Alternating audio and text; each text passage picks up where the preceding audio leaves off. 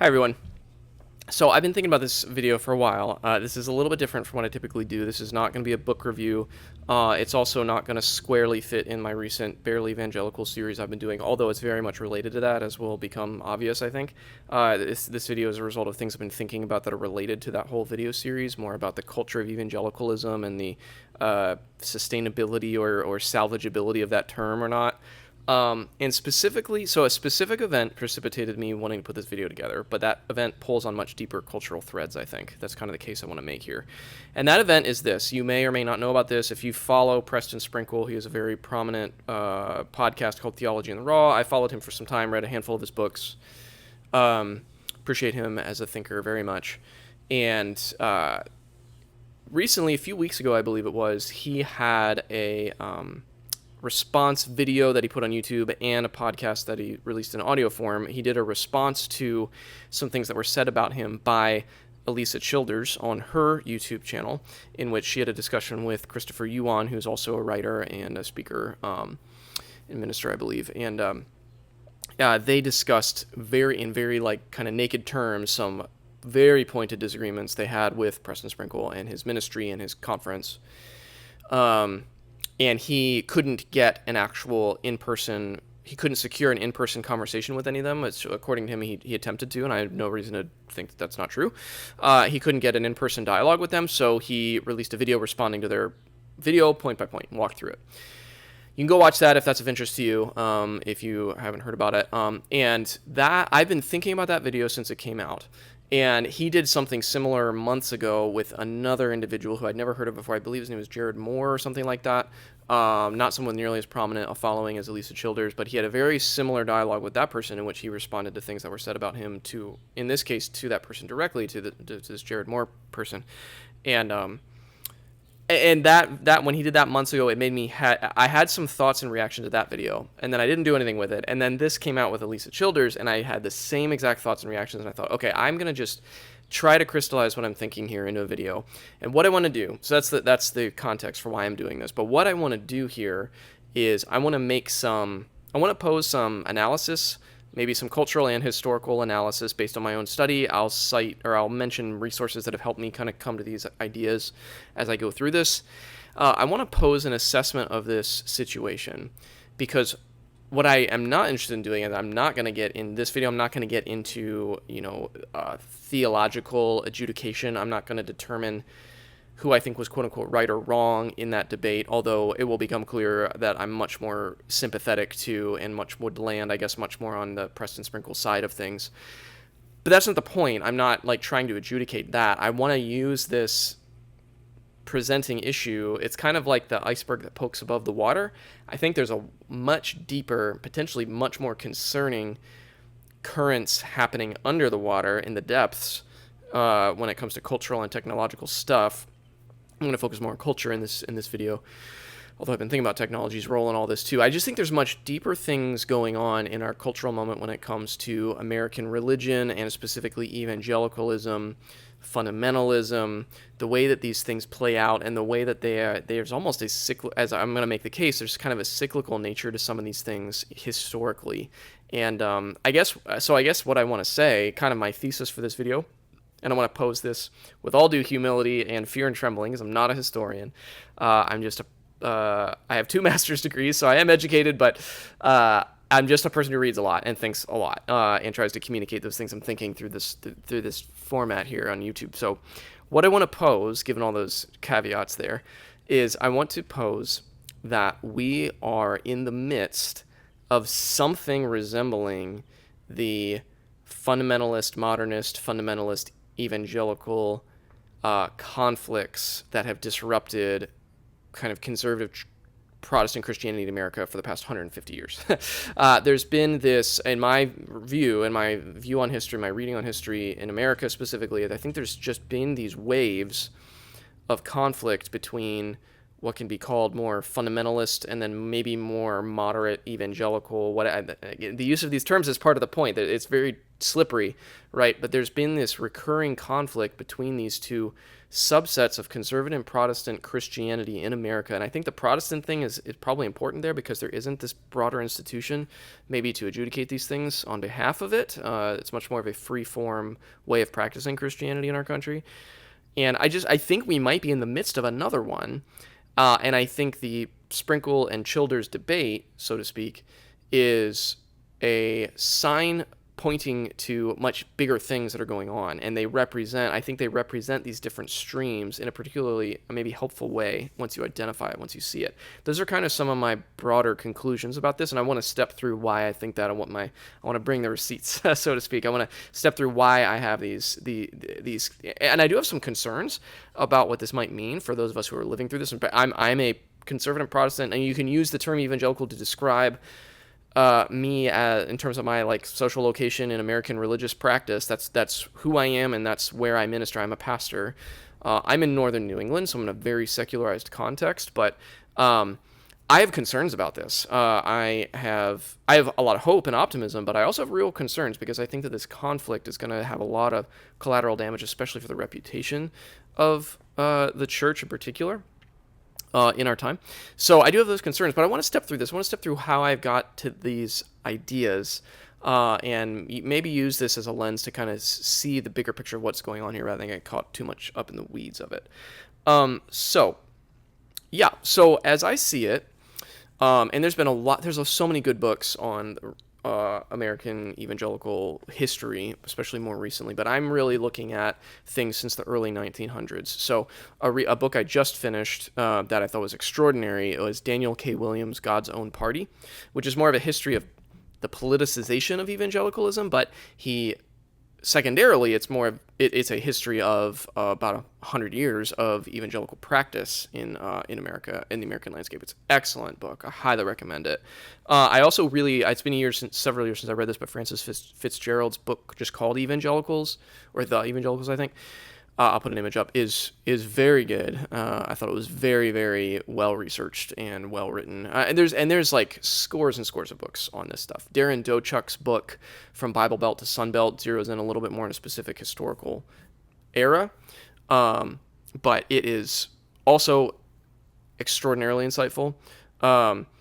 Once I start going and recommending books, I won't stop. I'll just name maybe a couple more. I have, actually, you can see right over my shoulder here, this William Martin's biography of Billy Graham is really fantastic. It's quite long. It's really, really fantastic. Willing to be nuanced, and it's not a hagiography of him, but that's also a really good lens to view a lot of these changing cultures. So, okay, I'll pause myself there. I could recommend books for a long time. If you have questions about other ones, please post. But those are some of my sources in terms of my view of our history here.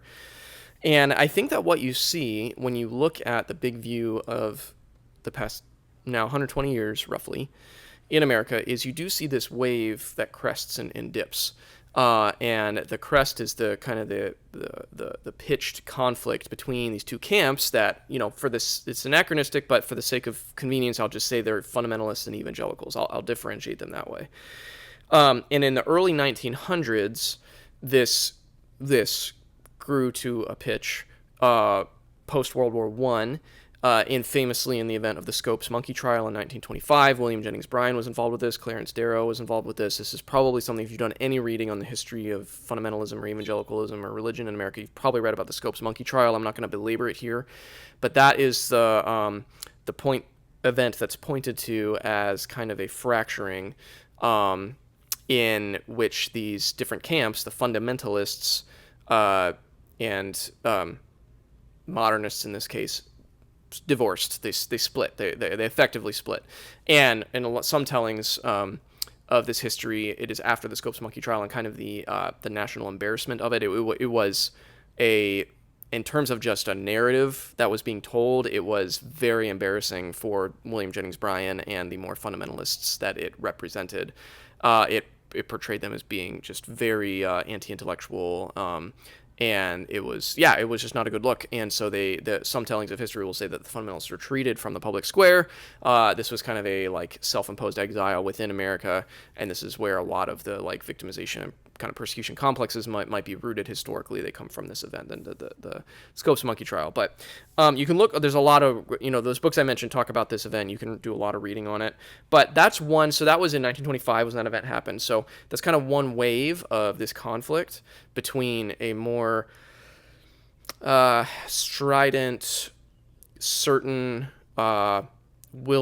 pugnacious, you could say, willing to fight fundamentalist conservative expression of Christianity, and then a less interested in fighting but more looking to it be engaged and moderate and ecumenical wing of Christianity. That was one conflict that appeared. Now, move forward a couple decades, and then you get in the 40s and 50s, what I would say is another wave of it, and this time you see the emergence of the National Association of Evangelicals. The NAE was founded in 1942, so this is around World War II era. Of course, the emergence of Billy Graham as a massive figure, socially and culturally.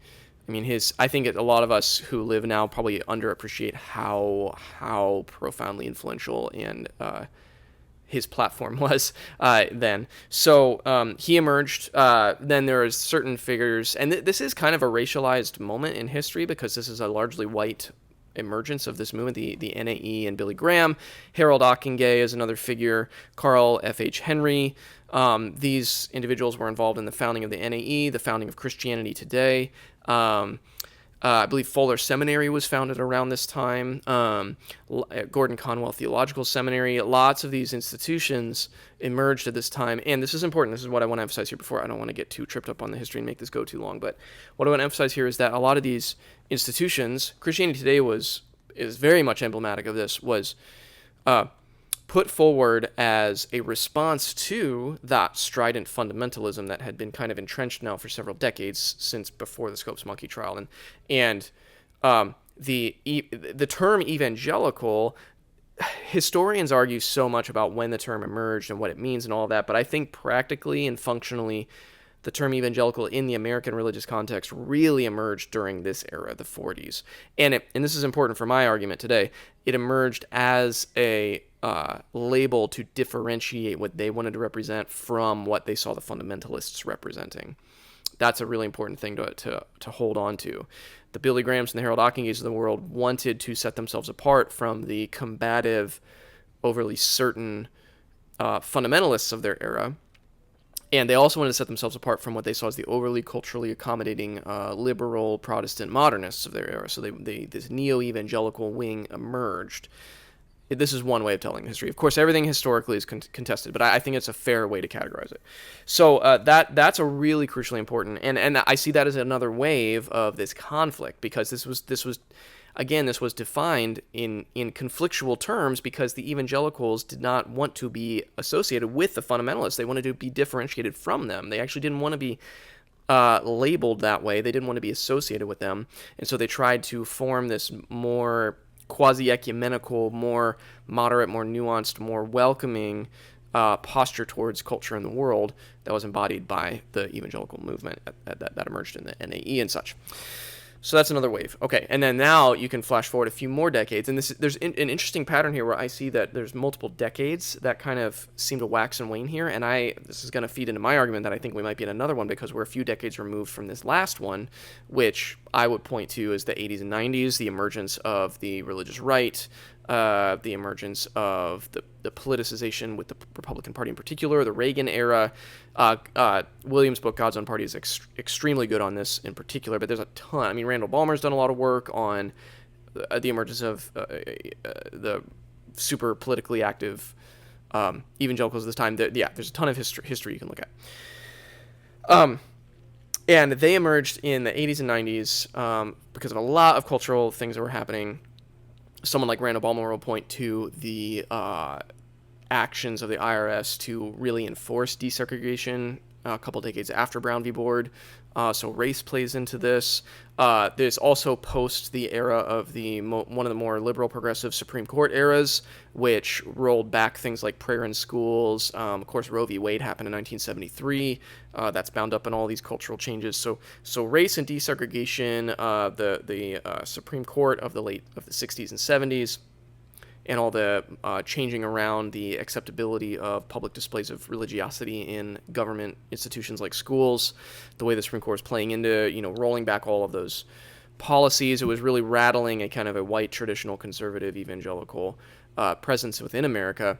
And that played into, again, this is one way of rendering the history, but that played into the emergence of the Reagan-era moral majority, led infamously, depending on who you talk to, by the Jerry Falwell Seniors of the world. Pat Robertson was involved in all of this. And so many more that you can name, right?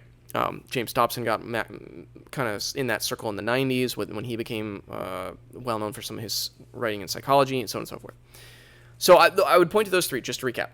Scopes monkey trial, conflict, a re-emergence of a conflictual kind of framing when the neo-evangelicals emerged in the 40s, and then I think that the emergence of the 80s and 90s moral majority, the very hyper-politicization of the movement, is another example of kind of this tension creating a public kind of a conflict or controversy, because in the 80s and 90s there is a lot of evidence that there was conflict and controversy over who is evangelical, and then and importantly for my argument here, the migration of not only the term evangelical, but I think the term fundamentalist migrates over these eras.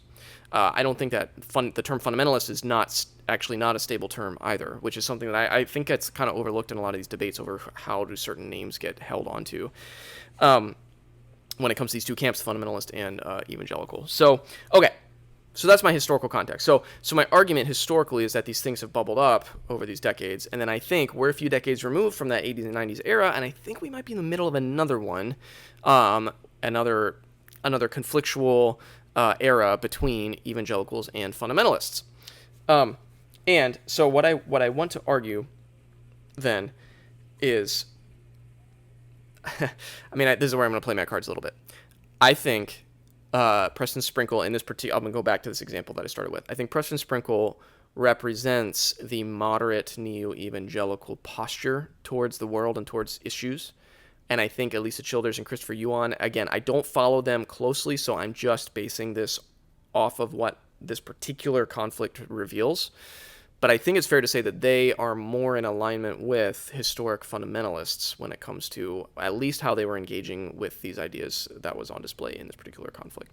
And this is corroborated. I have done a little bit of looking around to and more generally how particularly Childers responds to issues, and I think it's fair to say that. I think this is a fair thing to say. And I'm trying not to use the term fundamentalist pejoratively or punitively or condescendingly. I'm trying to use it descriptively. I think that it's more historically accurate to associate what she is saying and how she's wielding her influence with historically these fundamentalist movements than with the attempt to express a neo-evangelical moderate wing. And I think Sprinkle is much more in the moderate Graham, Ockenga, Fuller era of how evangelicals have looked in America in the past. And so that's kind of the way I'm trying to describe what I see happening and grounded in history is these two wings come into conflict, broadly can be conceived as fundamentalists and evangelicals, and they come into conflict in certain decades. There's just waxing and waning. I think we're in the middle of one right now, and I think Sprinkle represents the moderate side. I think Childers represents the fundamentalist side. Now, I want to back up a little bit more of what I'm saying by drawing some connections to what I saw display in this conflict with what I think is historically happened. And there's a couple things, there's a lot more that could be said, of course, but there's two things in particular I want to draw attention to that I think point to the fundamentalist way of being. And I think these are, again, it's hard not to sound condescending when you're talking about this. I really am not trying to do that. I'm trying to describe accurately and analyze helpfully. But I see, in particular, in these historical waves, and what we see happening right now, I see an anti-intellectual posture, anti-intellectualism, and I see kind of a purity-based separatist posture in fundamentalism, in American fundamentalism at least. I can't speak to other religions or other other parts in the world. But these themes show up, if you do any reading historically, these themes show up over and over again. This anti-intellectualism and this purity-based separation impulse. And I think it's fair to say that you see these in what Sprinkle and Childers were going back and forth. Well, not going back and forth in this case. What Sprinkle is responding to, the accusations he was responding to. So let me give you a couple examples. And when I say anti-intellectualism, let me take that first one. That does not mean just dumb. Anti-intellectual does not mean dumb or stupid. I think that's an important distinction. Anti-intellectualism is more, although they frequently could get conflated or whatever, but I'm trying to be careful and precise here. I don't mean stupid. I mean a posture towards matters of the intellect. Someone can be very smart and be an anti-intellectual. There's a lot of very informed anti-intellectuals in the history of American fundamentalism. I would say a lot of smart people who've read a lot of books, weirdly, but they maintain a anti-intellectualist posture towards ideas, towards debate, towards the process of learning, towards the kind of what I would say, and this is why it's going to be hard for me not to play my cards here, but to be anti-intellectual is to be kind of against the risk involved in bettering your intellect. And the risk involved there is to be exposed to other ideas, to be sharpened, to be corrected, to be humble enough to admit the possibility of being wrong. And an anti-intellectual posture is against all of that, I would argue. And so in that sense, it's more of a posture towards intellectual pursuits than just a static measurement of the intellect, right? It's not an IQ. It's not a matter of IQ. It's a matter of how you think about the process of learning and being challenged and bettered. Okay, I think I made that point, hopefully enough. And my evidence for this in this particular conflict is a couple things. One is there's a point in the video, and if you watch it, you'll see this. Christopher Yuan and Childers are talking about nuance, and there's just this complete disdain for the concept of nuance that comes out of the video. And ironically, Christopher Yuan kind of backpedals a little bit and tries to nuance his own disdain for nuance, but it's very clear that they put forward this idea that being nuanced is being weak-spined or weak-willed or fearful, and there's just this contempt and disdain for the idea of nuance, at least as they articulate it in that video, and that to me smacks of this anti-intellectual posture. Also, there's this just utter, throughout the whole video, it's hard not to walk away from the video just like listening to it. There's this utter mischaracterization of what Preston Sprinkles actually said and actually written and actually done at his conferences. There's this repeated, thorough mischaracterization of those ideas, redefining them. And you can see evidence of this, like when it comes to how they interact with his Exiles conference or stuff that he's actually published on his Center for Faith, Gender, and Sexuality, the papers that have been put out, and he does a good job. I'm not going to do it for him. You can watch it. He does a good job responding point for point. Like, that's not what I've said. This is what actually the quote is. This is what actually the words are. This is how what they're saying is a mischaracterization of it. And he very calmly walks through that. And so that's just another example to me, this mischaracterization of ideas and then kind of a certain posture towards their own definition of these ideas that just smacks back of that anti-intellectualism. And the bigger evidence for me is their unwillingness, again, according to Sprinkle, their unwillingness to dialogue with him directly, the unwillingness to have a back and forth conversation.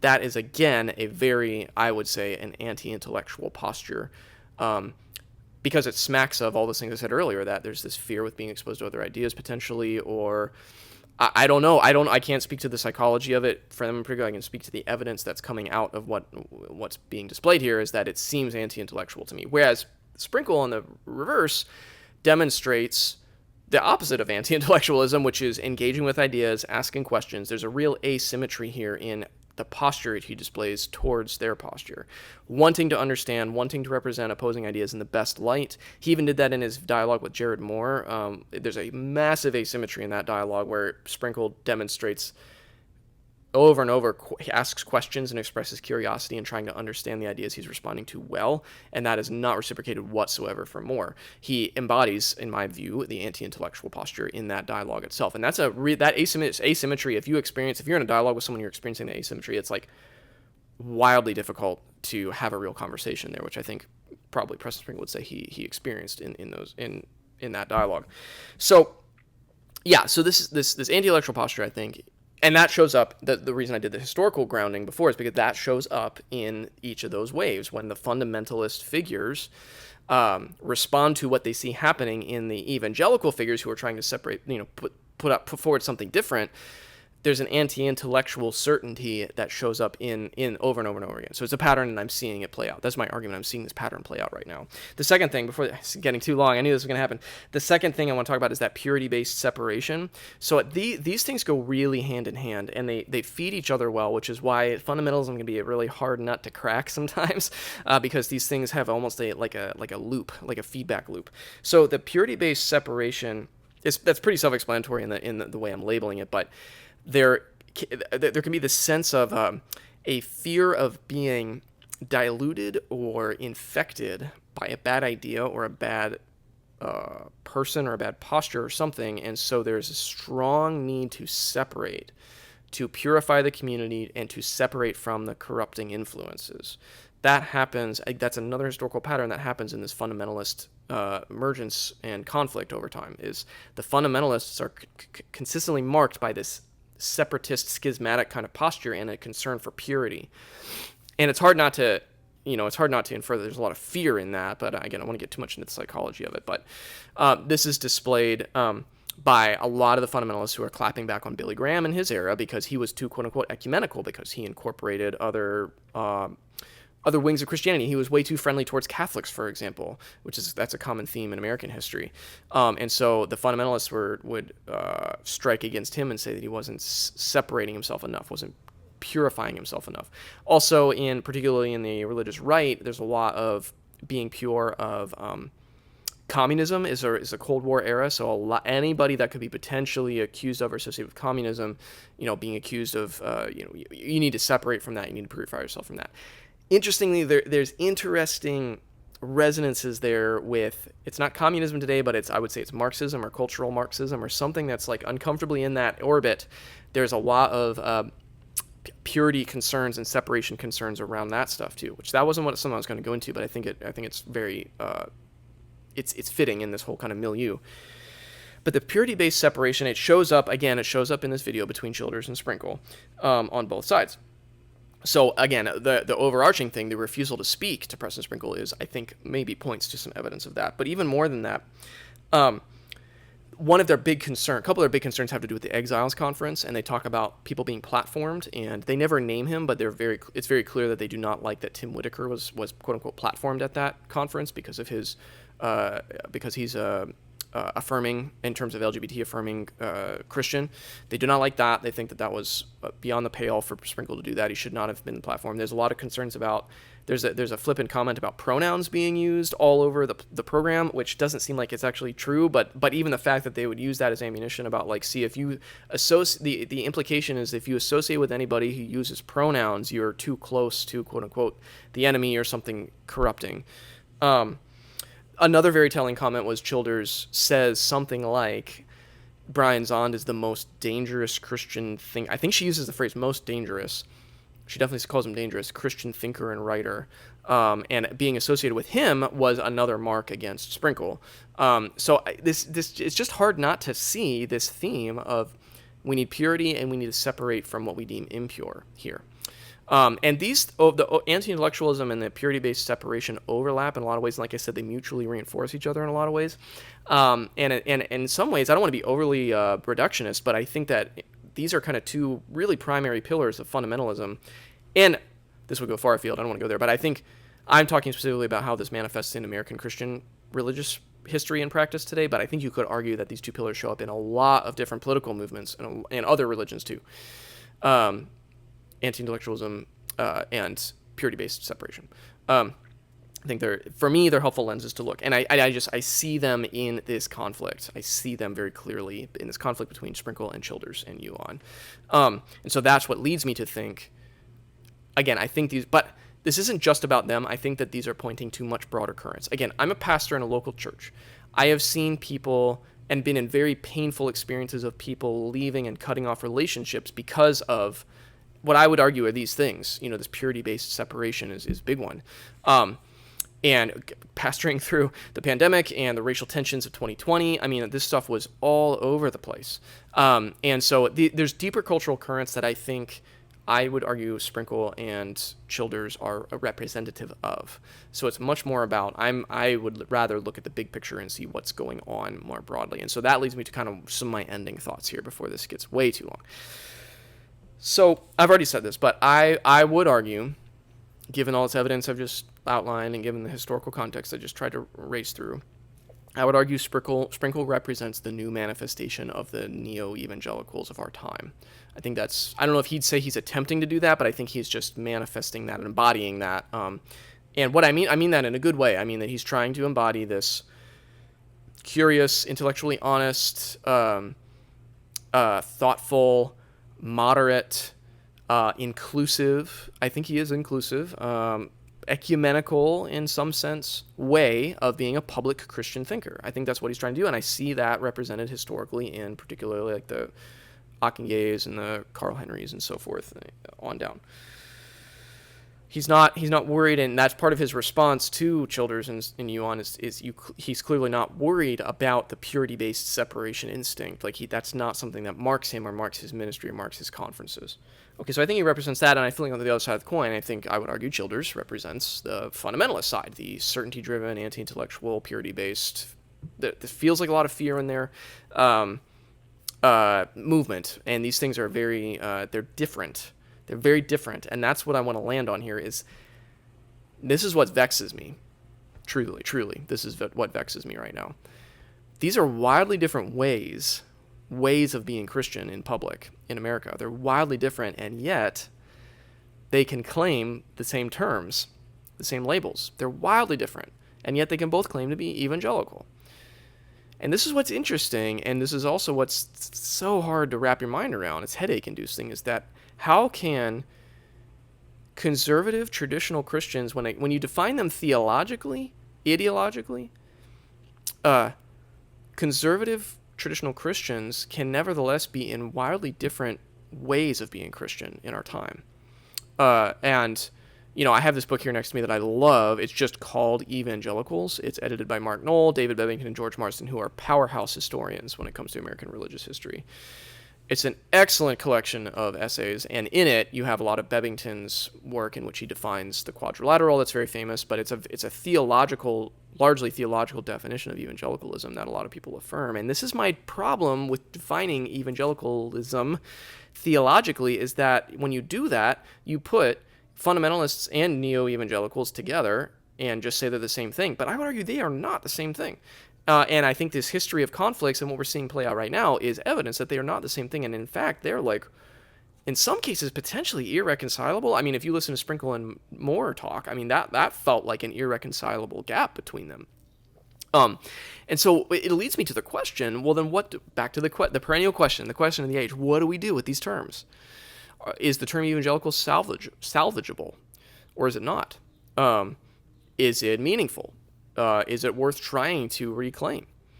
I am not sure, and because of the seeming irreconcilability of these two wings of theologically conservative Christianity, I don't know how much longer the terms hold. And what I see in the history playing out is this gets back to my slippage of the fundamentalist term. I think the fundamentalists tend to win the terminological war over and over again. I think that there's a creep towards the fundamentalists dominating at least the optics of how Christianity is received in the broader culture. It's really interesting, and part of my evidence for that is I just read Carl Henry's The Uneasy Conscience of Modern Fundamentalism, which is published in 46-47, right after World War II era-ish, in the middle of that whole neo-evangelical mid-century kind of emergence. One of the interesting things about that book is his proud kind of insistence on actually describing himself as a fundamentalist. And that's a really interesting historical window, because we have moved so far away from that I can't imagine, and Carl Henry was not an intellectual slouch at all, and someone of his intellectual capabilities and acumen, and especially his posture, he did not have that anti-intellectual posture whatsoever. Someone with his intellect and posture and credentials today would not in a million years claim the term fundamentalist for themselves, and yet he did in that publication. And I think that evidences the slippage of this term. And I think, honestly, sadly, it evidences what I see as sad is the fundamentalist kind of takeover of this expression of Christianity. I think it almost feels, I don't want to be too bleak about it, but I think it's kind of what feels like the inevitable thing is that the fundamentalists will win. They'll win the terminology war, they'll win the labeling war, and I think that probably what's happening is evangelical just is coming to mean fundamentalist.